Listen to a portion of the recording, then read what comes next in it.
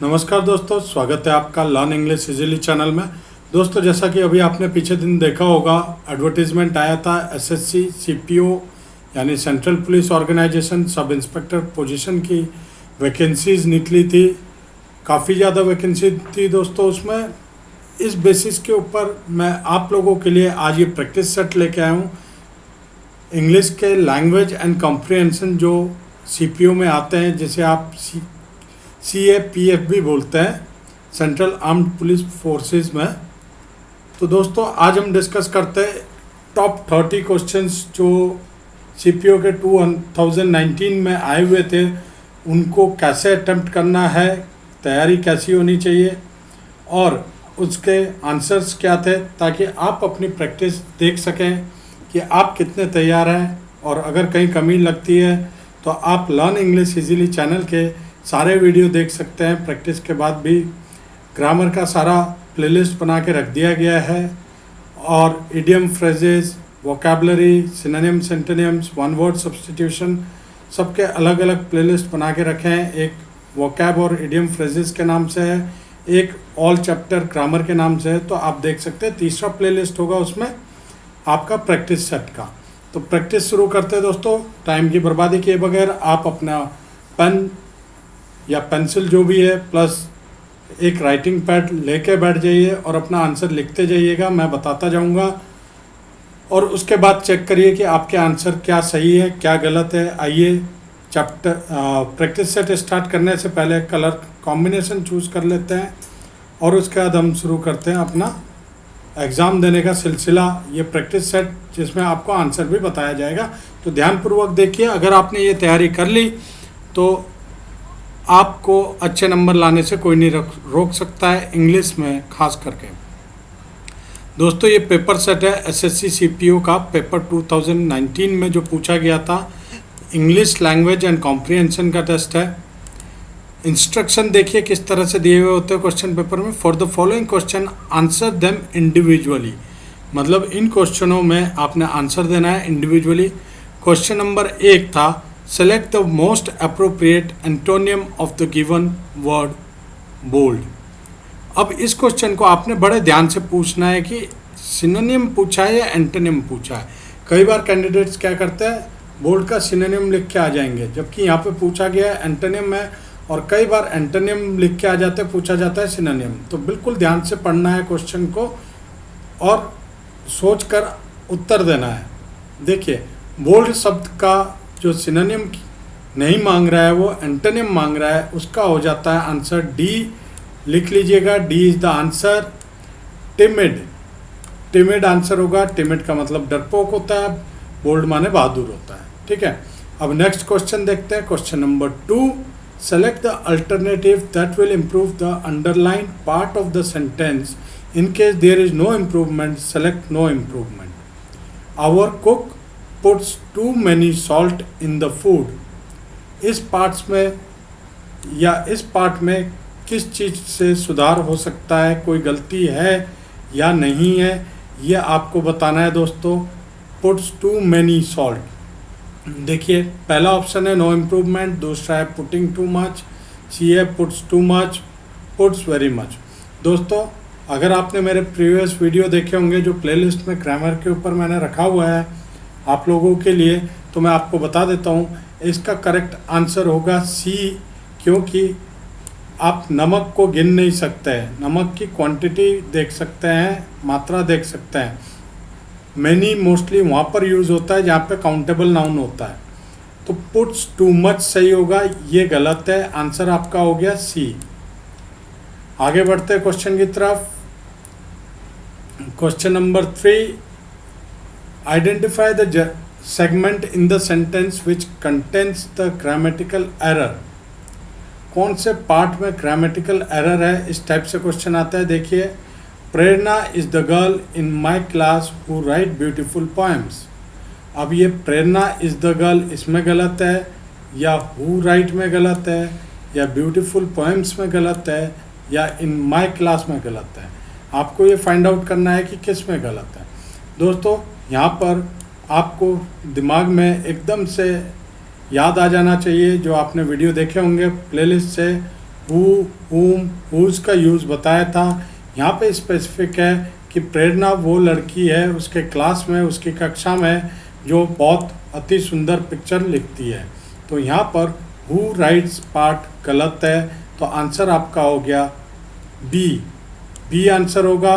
B answer tick कर लीजिएगा। Question number 4 में आइए। Choose the option that is the active form of the sentence. कौन सा फॉर्म पूछ रहा है? Active form. आपको याद होगा एक्टिव एंड पैसिव वॉइस किया था हमने। अगेन मैं ये बोलूँगा, एक्टिव एंड पैसिव वॉइस पे पूरा एक वीडियो बना हुआ है प्लेलिस्ट पे, देखना मत भूलिएगा। अब सेंटेंस देखिए, by whom was this window broken?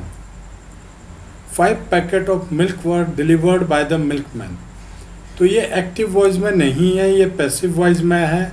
इसको आपने एक्टिव वॉइस में कन्वर्ट करना है, ठीक है।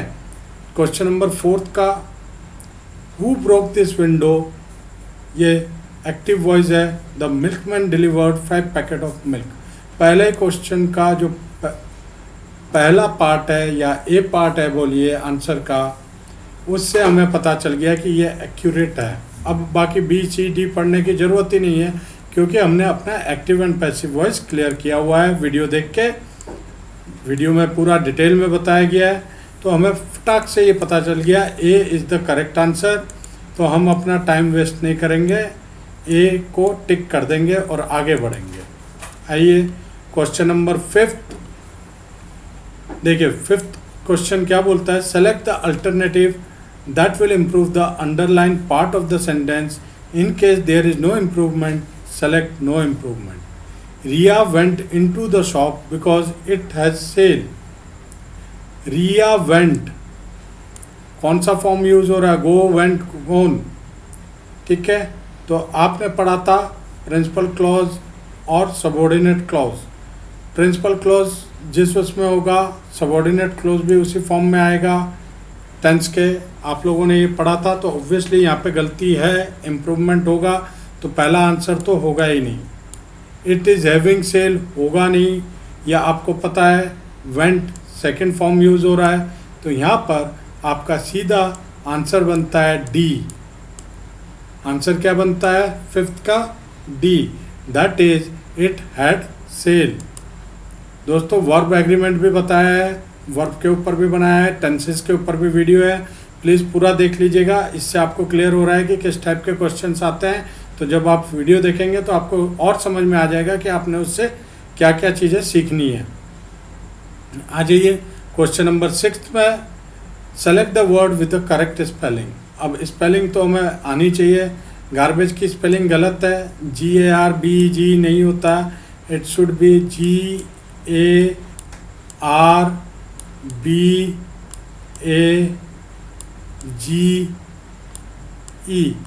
ये मैं आपको बता रहा हूँ, इतना टाइम नहीं लगना चाहिए। जब टेस्ट करते हैं तो फटाफट कॉन्फिडेंटली देख के करना है, ठीक है। जनरल की स्पेलिंग भी गलत है, गार्गेरियस लिख दिया, ये भी गलत है, गार्बेज भी गलत है।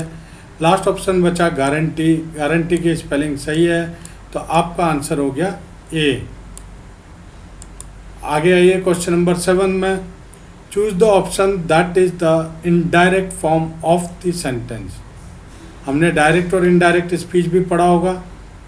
अगर आपने वीडियो देखा है तो प्लीज़ आप इससे ढूंढ सकते हैं, तुरंत बताइएगा answer. Question number 7, Vandana said I am being drop to office today.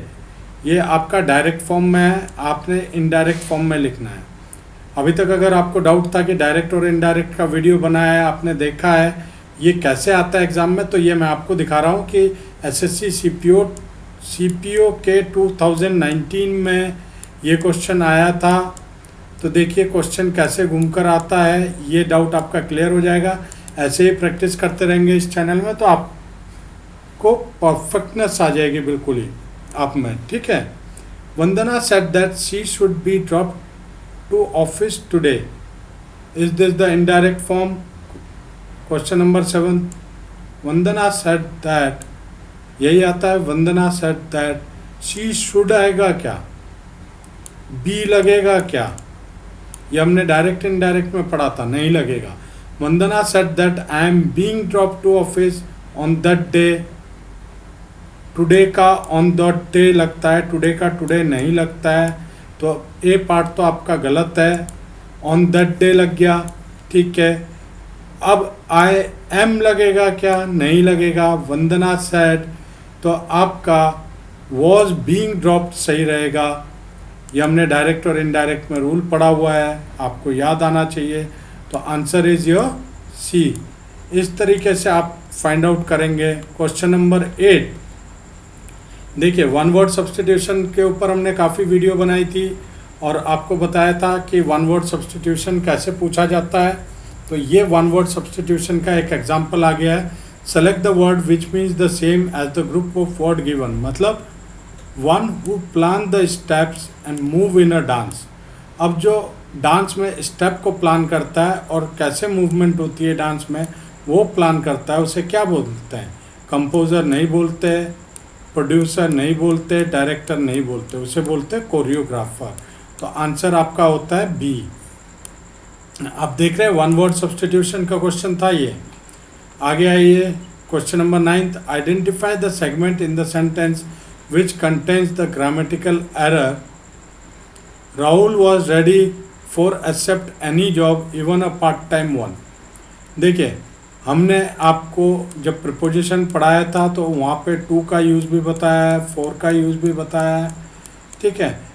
Four को कैसे यूज़ करते हैं, टू को कहाँ यूज़ करते हैं, सिंपल है यहाँ पे रूल, तो याद है हमें, इसलिए हम आपको बता रहे हैं। Rahul was ready to accept होगा any job even a part time one, for नहीं होगा, तो आपका डी पार्ट में गलत है। इसने बोला था identify the segment in the sentence which contains the grammatical error, तो इस पार्ट पे आपका ग्रामेटिकल एरर है। आगे आइए, फिर कॉम्प्रिहेंशन जो अभी हमने उसमें नहीं किया था, बट कॉम्प्रिहेंशन जो आता है उसमें क्या होता है, आप लोगों का जितने भी रूल आपने पढ़े हैं, चाहे वो डायरेक्ट इनडायरेक्ट के हो, वॉइस के हो, नरेशन के हो, एनालिसिस के हो, टेंसेस के हो, वन वर्ड सब्स्टिट्यूशन हो, वो सब का मिक्सचर आ जाता है इसमें, और आपको फिल इन द ब्लैंक्स करना होता है, या कॉम्प्रिहेंशन पैसेज राइटिंग से आपको कुछ क्वेश्चन पूछे जाते हैं जिन्हें आपको करेक्ट करके आंसर देना होता है। आइए देखते हैं। In the following passage some word have been deleted, fill in the blanks, यानी फिल इन द ब्लैंक्स करना है with the help of the alternative given. Alternative दे रखा है, इससे आपको बताना है कि कौन सा वाला part A B C D आएगा। Select the most appropriate option for each blank, हर ब्लैंक के लिए एक अप्रोप्रिएट एक्शन पार्ट यूज़ करना है। केमिकल एडिट, देखिए अब कॉम्प्रिहेंशन स्टार्ट कर रहे हैं। Chemical additives have a domestic cosmetic effect. Additives are, क्या यूज़ होगा? रियरली, सेल्डम, हार्डली या वाइडली। अब फूड इंडस्ट्री की बात कर रहा है कि एडिटिव यूज़ होता है, तो यहाँ पे कभी कभी यूज़ होता है, अक्सर यूज़ नहीं होता है, या बिल्कुल कभी कभार यूज़ होता है, ऐसा नहीं है। फूड इंडस्ट्री में वाइडली यूज़ होता है, तो आपका आंसर हुआ 10th का बी। अब आगे देखिए, in the food industry colour dash food attractive. अब क्या बोल रहा है? कलर आर मेकिंग आएगा या मेक्स आएगा, मेड आएगा, मेक आएगा। कलर की बात हो रही है, कलर मेक्स फूड अट्रैक्टिव, तो क्वेश्चन नंबर 11 का आंसर आपका होता है बी। फिर आ जाइए क्वेश्चन नंबर 12 में। देखिए, select the most appropriate option to fill in blank number 3 में, किससे? फ्रॉम, ओवर, विद, इन से। तो ब्लैंक नंबर 3 में क्या है? देखिए, flavour and aroma dash food are important for marketing. Flavour and aroma from food होगा या ओवर फूड होगा, विद फूड होगा या इन फूड होगा। ऑब्वियसली आपने इन सब को पढ़ा है, ओवर कहाँ लगता है, विद कहाँ लगता है, फ्रॉम कहाँ लगता है, तो ये आएगा इन। किस में? फूड में होना। फ्लेवर और aroma in food are important of marketing. Clear है? अब question fill in the blanks number 4 यानी question number 13। Select the most appropriate option to fill in the blank number 4। अब 4 में क्या है? सेंटेंस को आपको दोबारा पढ़ना पड़ेगा। Food are important for marketing dash. Question number 4 यानी 14th क्वेश्चन पे 4th में क्या आएगा ये देख लीजिए। हमने देखा किसको? सेलेक्ट द वर्ड डैश मतलब fill in the blanks number 4 में दीज, इट, देम, दोज। तो क्वेश्चन नंबर 13 में आपका क्या आएगा? दीज, इट, देम, दोज में से याद रखना, दीज, इट, देम, दोज में से इम्पोर्टेंट फॉर मार्केटिंग। क्या किसकी मार्केटिंग की बात कर रहा है? फूड की। तो आप देखिए क्या लिखेंगे? इट, दीज नहीं होगा, फूड की बात हो रही है जनरल, ठीक है, इट आएगा। अब आ जाइए क्वेश्चन नंबर 14 में। क्वेश्चन नंबर 14 में यानी fill in the blanks number 5 पे आपने करना है क्लाइंट, कस्टमर, कंसल्टेंट, कंज्यूमर। ये 4 वर्ड होंगे, इसमें से कौन सा आएगा ये आपको देखना पड़ेगा। Flavour and aroma present in a food have an appetising effect. Appetising effect होता है कि जब उसमें खुशबू और एरोमा हो तो उससे आदमी को भूख लगती है। किस आदमी को? इफेक्ट ऑन किसको? क्लाइंट या कस्टमर्स या कंसल्टेंट या कंज्यूमर। हमने ये वर्ड पढ़े थे। क्लाइंट सर्विस लेता है, कस्टमर ग्राहक हो गया, कंसल्टेंट जो कंसल्ट करता है। आपने इन तीनों का मतलब पढ़ा होगा सिनोनिम्स की तैयारी में। कंज्यूमर होता है जो किसी प्रोडक्ट को कंज्यूम करता है, जिसको वो कंज्यूम करता है। कंज्यूम का मतलब पता है आपको? कंज्यूम करने का मतलब है उसका उपभोग कर रहा है, उपभोक्ता जिसे हिंदी में बोलते हैं। तो आंसर होगा क्वेश्चन नंबर 14 का डी। तो ऐसे कॉम्प्रिहेंशन या पैसेज राइटिंग में आपके फिल इन द ब्लैंक्स आते हैं, देख लीजिए, जिनमें आपको अप्रोप्रिएट वर्ड लगाने होते हैं कॉम्प्रिहेंशन के अंदर फिल इन द ब्लैंक्स में। और ये बहुत स्कोरिंग होता है अगर आप थोड़ा सा बेसिक पढ़ लें, समझ लें चीज़ों को। आइए अब चलते हैं क्वेश्चन नंबर 15 में। इंस्ट्रक्शन देखिए, for the following question answer them individually. Question number 15, select the word which means the same as the group of word given. Same synonyms भी हो सकता है, वन वर्ड सब्सटीट्यूशन वाला क्वेश्चन भी हो सकता है। देखते हैं आगे। एन अरेंजमेंट ऑफ इवेंट्स और date in the order of their occurrence. मतलब अरेंजमेंट ऑफ इवेंट, कोई घटना या कोई डेट उसके क्रम के हिसाब से लिखी जा रही हो तो उसे क्या बोलते हैं? क्रोनोमेट्री नहीं, चार्टर नहीं, कैलेंडर नहीं, क्रोनोलॉजी, क्रोनोलॉजिकल ऑर्डर बोलते हैं ना। जैसे जैसे घटना घटी इतिहास में उस हिसाब से आपने लिखा है।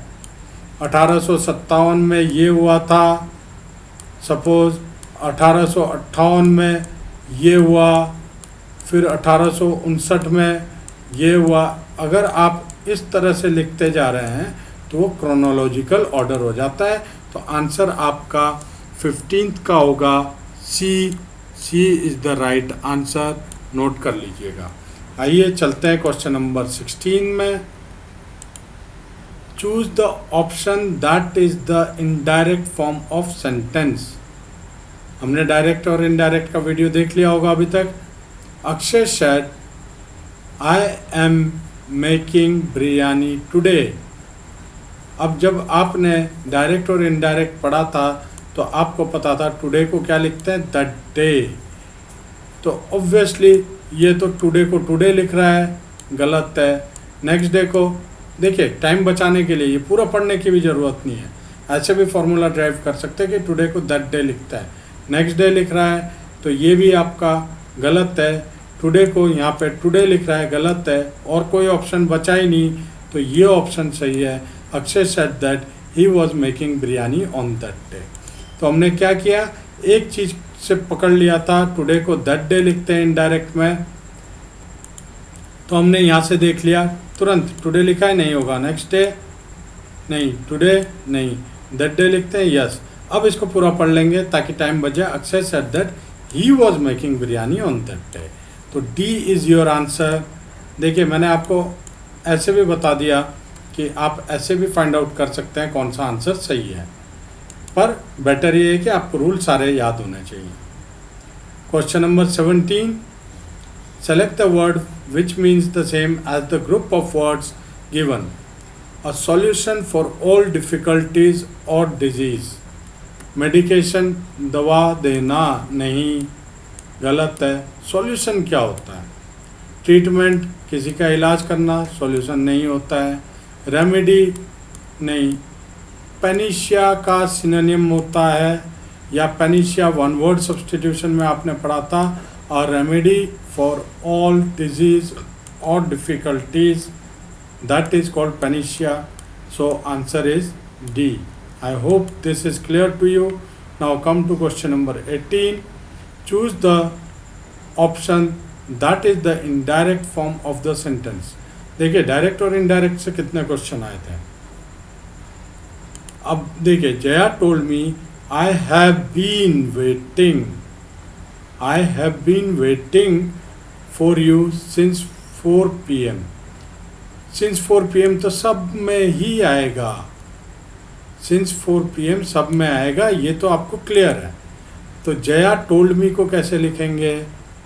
Jaya told me that she have been, क्या हैड बीन में कन्वर्ट होगा या नहीं होगा? अगर आपने डायरेक्ट और इनडायरेक्ट पढ़ा है तो पकड़ लीजिएगा तुरंत। जब आप इनडायरेक्ट में बात कर रहे हैं, Jaya told me that she will भी नहीं आएगा, वॉज नहीं आएगा, शी हैज़ बीन नहीं आएगा। आपको पढ़ाया था सेंटेंस में जब आप चेंज करते हैं तो आपका सेंटेंस हैड बीन हो जाएगा, टोल्ड हो गया था, ठीक है। ये एग्रीमेंट पढ़ाया हुआ है आपको डायरेक्ट इनडायरेक्ट में। अब ये देखिए यहाँ से ए आंसर हो जाएगा। अब आपको समझ में आ रहा होगा डायरेक्ट और इनडायरेक्ट में आपने क्या क्या चीज़ें याद करनी है। आइए आगे बढ़ते हैं।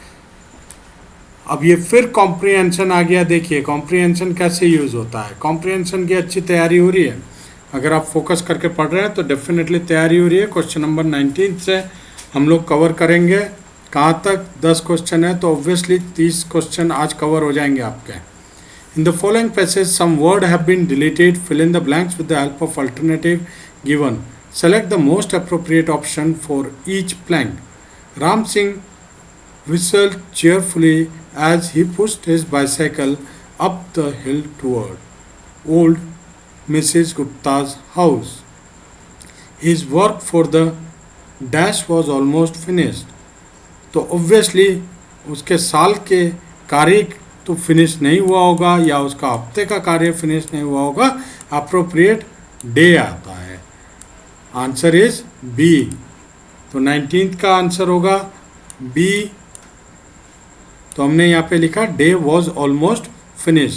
अब देखिए 2 में क्या आएगा? डैश हिज बैग, ठीक है, dash his bag. Question number 20 बन गया। ब्लैंक नंबर 2 में क्या वर्ड आएगा? Dash his bag although, but, and, unless. ये याद करिए, ऑल्दो आएगा, बट आएगा, एंड आएगा, अनलेस आएगा। फिर सेंटेंस को देखिए, यहाँ पे थोड़ा मूव करना पड़ रहा है पर वहाँ पे तो आपके एक कागज़ में लिखा हुआ आता है प्रश्न पत्र पर, तो इतना टाइम नहीं लगेगा। Day was almost finished and his bag, although his bag नहीं होगा क्योंकि और कोई कंडीशन नहीं लगा रहा है। ऑल्दो के साथ क्या लगता है हमने आपको पढ़ाया था, इफ़ यू रिमेंबर। सिंपल यहाँ पे एंड आएगा, and his bag which was usually dash when he started from the post office। अब इस सेंटेंस में जाके क्लियर हुआ कि राम सिंह क्या था? पोस्टमैन था, क्योंकि वो पोस्ट ऑफिस से स्टार्ट कर रहा है। अब 3rd नंबर पे क्या आएगा आप ये देखते रहिए, ठीक है। 19th मैंने बता दिया आपको डी, बी, डे आएगा। 20th में आपका सी आएगा। क्वेश्चन नंबर 21 जो ब्लैंक नंबर 3 में बनना था, उसका बैग कैसा? लार्ज था? नहीं। डर्टी था? नहीं। टॉम था? नहीं। ऑब्वियसली आंसर है डी, हैवी था। जब वो पोस्ट ऑफिस से शुरू कर रहा था दिन अपना, तो उसका बैग हैवी था। When he started from usually, which was usually heavy when he started from the post office, dash now become empty, dash now become empty। चौथे नंबर पे क्या आएगा? dash now become empty। देखिए फिर आपने choose करना है dash had, have, were, has।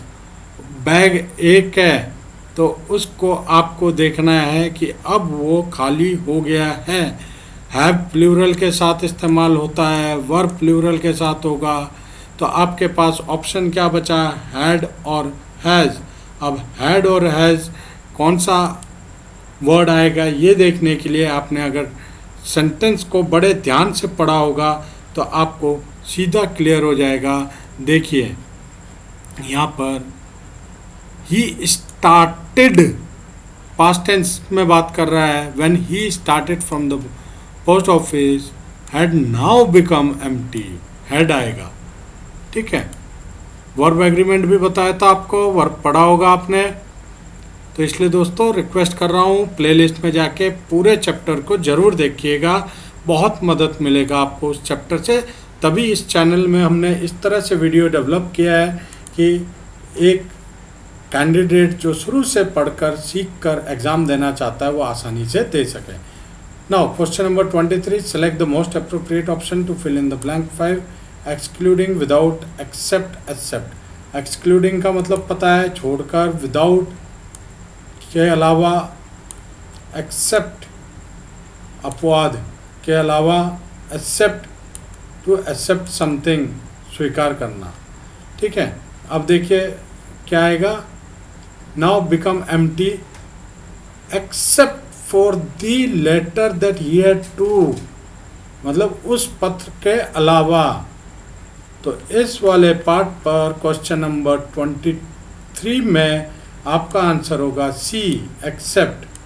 ये एक्सेप्ट का मतलब है स्वीकार करना, इसका मतलब है के अलावा, छोड़कर। एक्सेप्ट मीन्स एक लेटर को छोड़कर जो उसने किसको देना है।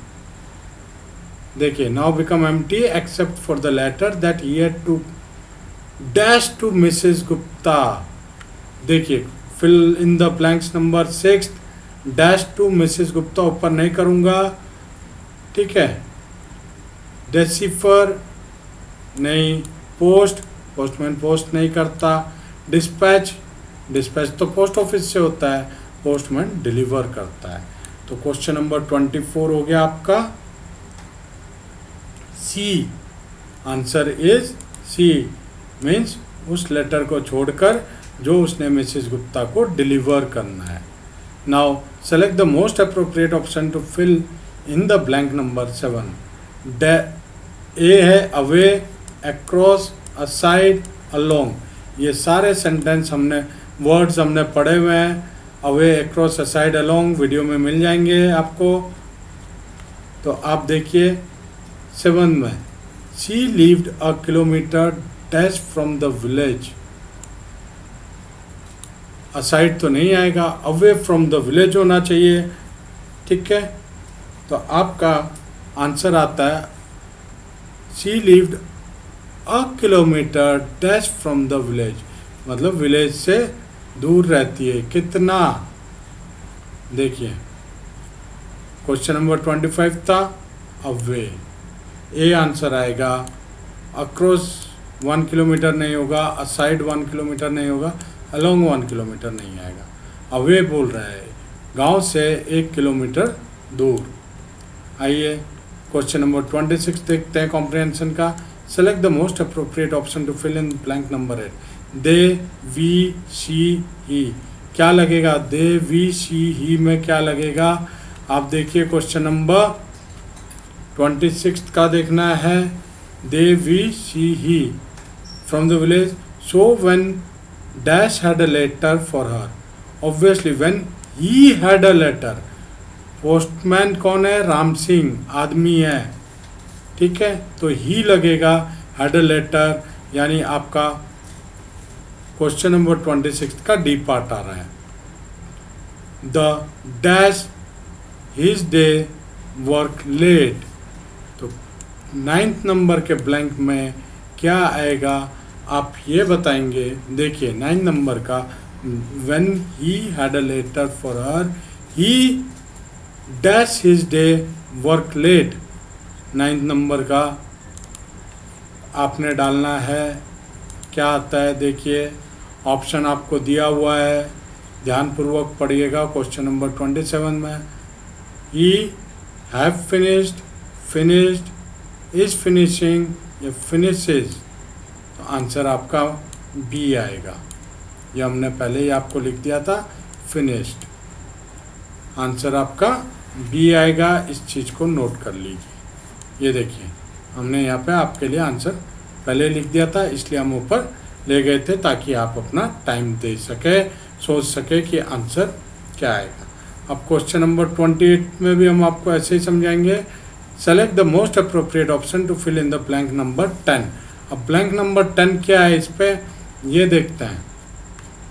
आइए, कॉम्प्रिहेंशन कराते हुए थोड़ा सा प्रॉब्लम होता है क्योंकि ये एक वर्ड फॉर्मेट में बना के मैं आपको करवा रहा हूँ, तो ऊपर नीचे करते रहना पड़ता है।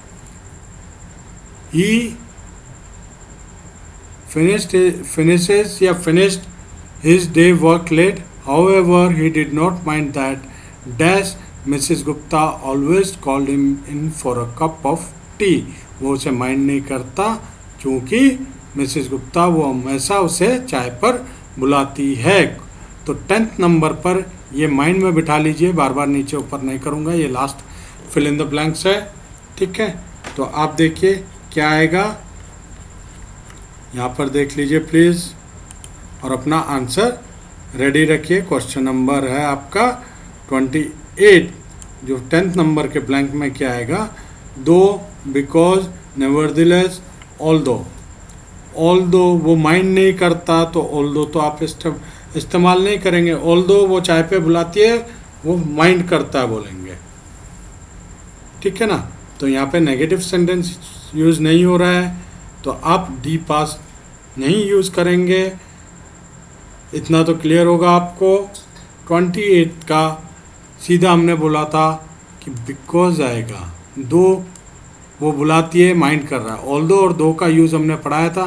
नेवरदिलेस नहीं आएगा, so answer is your B part. आया समझ में यहाँ तक?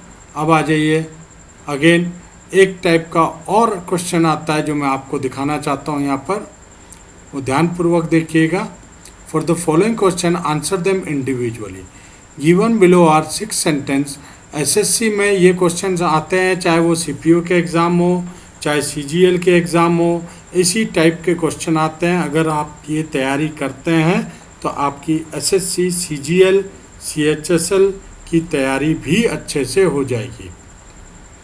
देखिए 6 सेंटेंसेस दे रखे हैं, 4 ऑफ विच आर जम्बल्ड, मतलब उसका नंबरिंग इधर से उधर कर दिया है। The first and the last sentence are given. S1 से सेंटेंस स्टार्ट होगा, S6 पर सेंटेंस खत्म होगा। क्लियर है? Pick the option that give the logically correct order of the 4 sentence. तो ये ABCD सेंटेंस को आपने इस पैटर्न में लगाना है कि ये जो सेंटेंस आप बोले वो पूरा करेक्ट हो, लॉजिकल हो। S1 स्टार्टिंग रहेगा ही रहेगा और S6 एंड में रहेगा। तो आपने इसे तुरंत करना है, ज़्यादा घबराने की ज़रूरत नहीं होती है। ध्यान से देखिए, ऑप्शन यहाँ पर दिया हुआ है, आप ऑप्शन को यूज़ करके भी सेंटेंस निकाल सकते हैं। देखिए हम कैसे फाइंड आउट करते हैं, बहुत इंपॉर्टेंट क्वेश्चन है और ये 8-10 क्वेश्चन आते हैं एग्ज़ाम में। When Amit woke up in the morning and looked at his face in the mirror, he did not recognize the face.